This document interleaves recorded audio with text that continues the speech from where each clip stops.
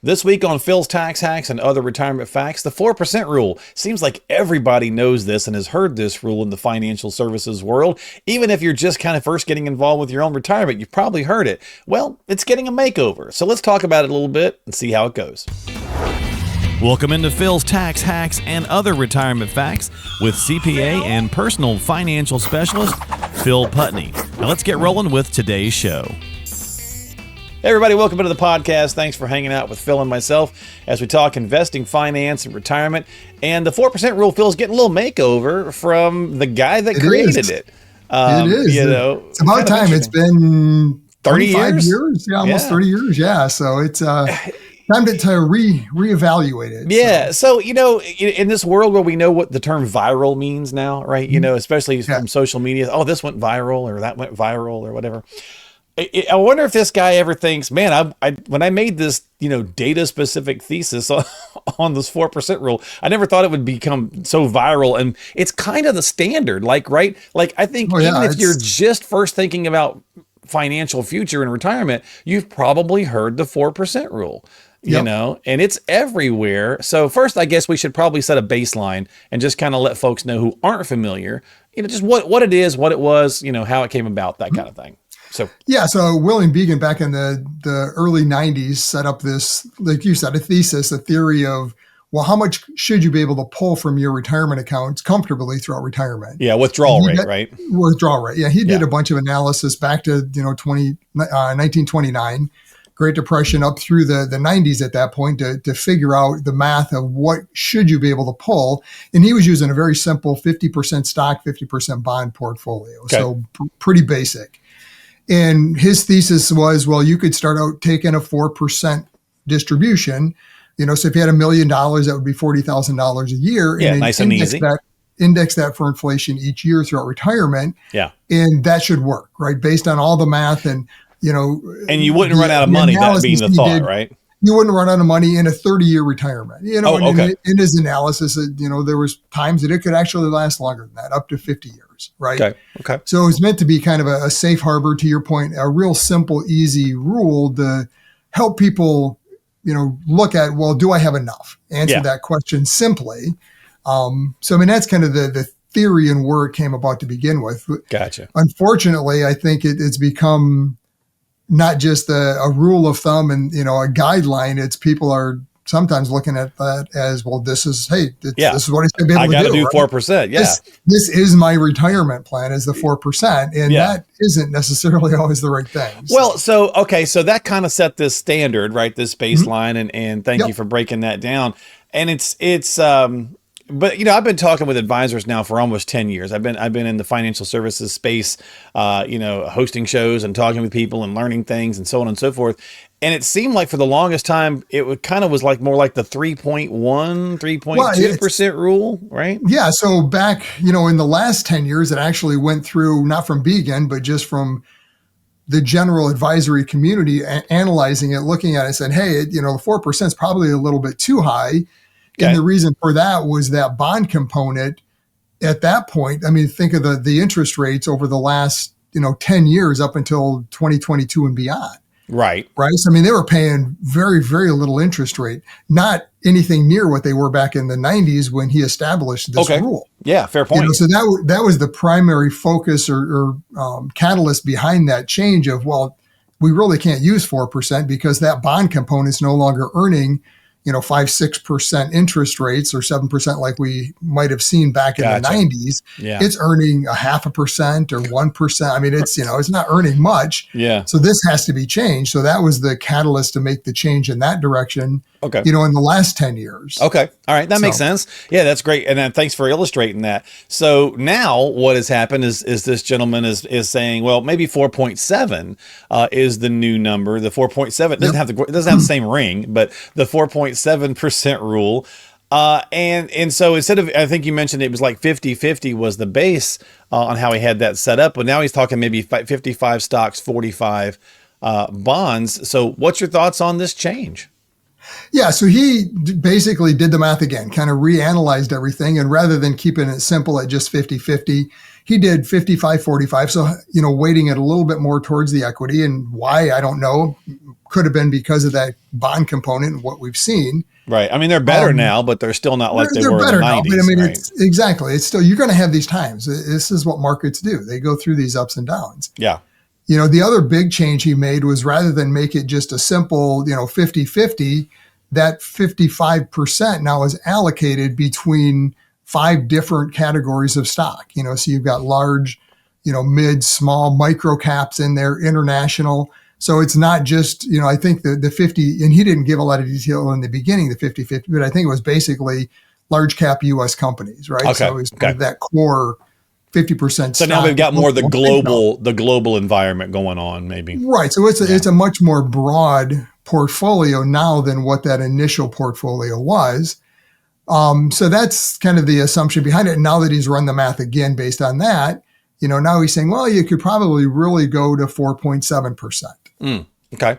So what's your thoughts as someone who's been doing this since the 90s? Yeah. So, I mean, it's, again, all of these, this is a great rule of thumb. And I think, 4.7 is probably reasonable. And I've run some math on it. I actually, we use a software that I put in an allocation similar to what Began, his 55-45 using ETFs that give us some history back, just to get an idea of what this might look like, and in looking at the allocation, and this is going to be different depending on which ETFs you pick, but it should get you in the ballpark. Okay. So it's averaged in the range of 6%. It's had a volatility of around 10. So that's kind of that measure of how high above and below that average the annual or monthly returns are swinging, and then it's had a max drawdown of 30%.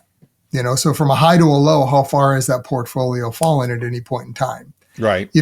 So those are all the pieces of doing this strategy that I think most people kind of forget is, it's not just 4.7% of your account. Well, no, it's 4.7%, assuming you're taking this type of an allocation. The Tax Smart Retiree is your comprehensive guide to mastering tax efficiency for a flourishing retirement. You will find indispensable advice and actionable strategies designed to enhance tax savings, maximize Social Security benefits, protect against market volatility, and develop a customized retirement plan. To get your free ebook, click the link in the show notes of today's episode and download your copy of the Tax Smart Retiree right now. Yeah. So let's talk about that for a sec. Let's break that down for a little, and we'll back it up to the 4% rule just to make it easy math while we're talking. Right. So you got $1 million, right? To your point earlier, you get, so 4%, it's $40,000 a year. I take that out every year and I'm groovy, right? That's the idea. Right.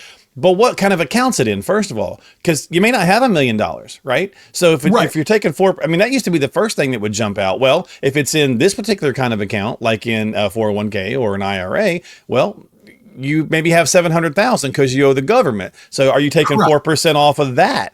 Right. So then that change, what is that? 28 grand, right?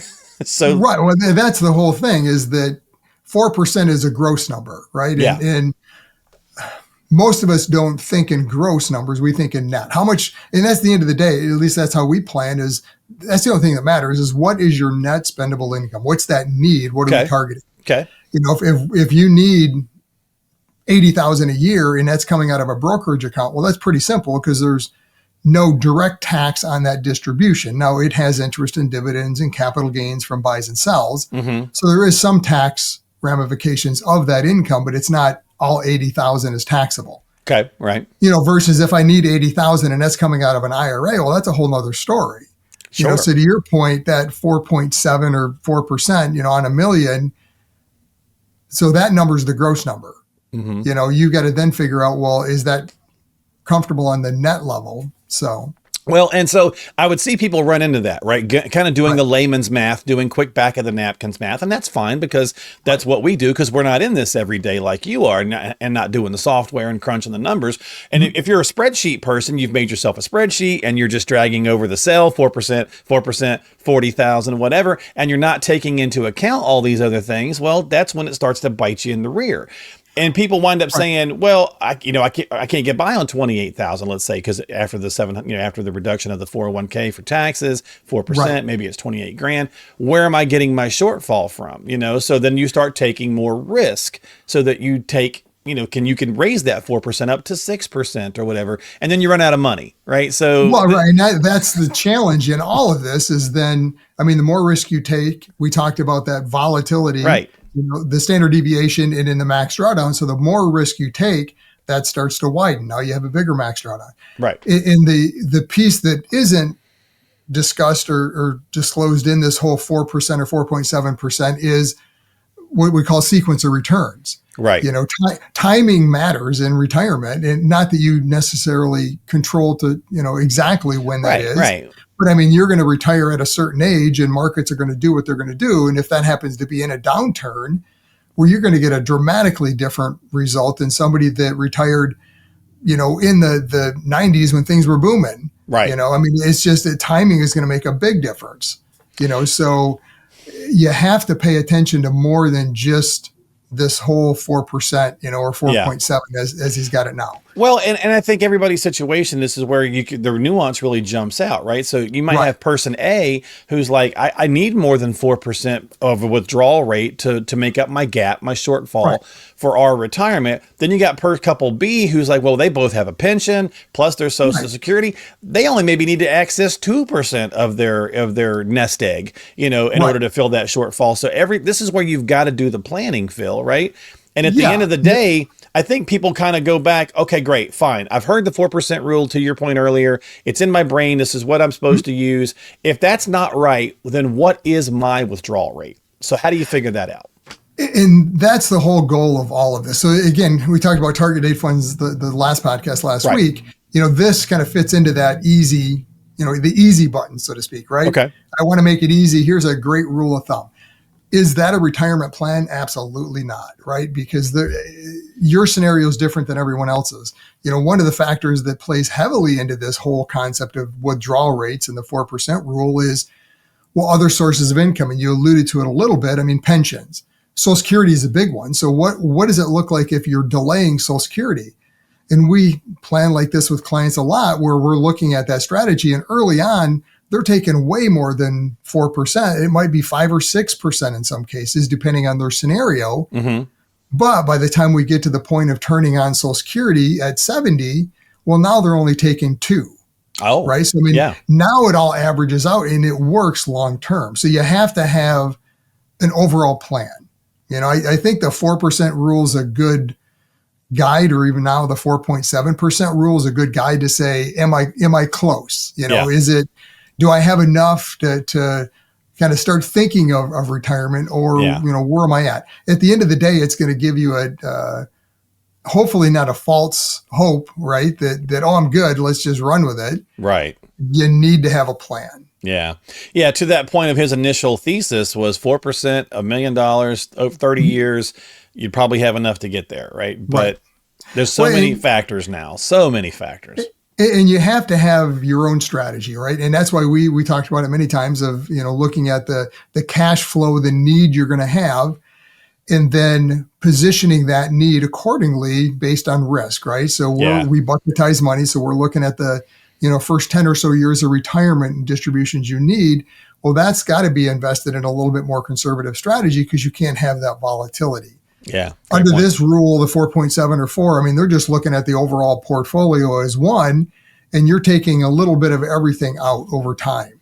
Mm-hmm. So when the portfolio is down 20%, you're still taking your 5%, and that's compounding that negative effect over time. Yeah. So you got to be careful. Don't think of, this, Beacon just gave us a raise, right? We got 0.7%. That's like almost a 20% raise, Yeah, man. 17, 18% raise. Ooh, right. Let's spend, That's right. Way to go, Mr. Beacon. Let's go, Yeah. Know your plan, know your scenario. That's a great point. Like I said, we do the buckets. And the other thing is we kind of use this guardrail concept of, it's not a set it and forget it. You have to look at your current portfolio, what the markets are doing, where we're at today.